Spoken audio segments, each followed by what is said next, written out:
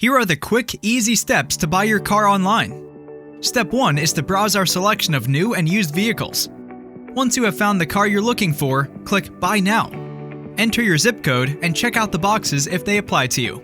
We do this to calculate the fees and taxes for your area. Next, you have the option to pick our financing or cash option. Steve & Wade offers great financing no matter what your credit is. After that, you can select if you want any accessories added to your vehicle. If you have a vehicle you'd like to trade in, you can do it here. Fill out the information and get an estimate on the value of your current vehicle. If you don't have a car to trade in, you can select No.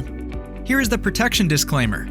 This is letting you know that the price on the website may not be up to date even though we strive to keep it current. Once finished, you will need to create an account. Then a representative will reach out and let you know the reservation window. And after you finalize your deal, you can have a brand new vehicle parked right in your driveway.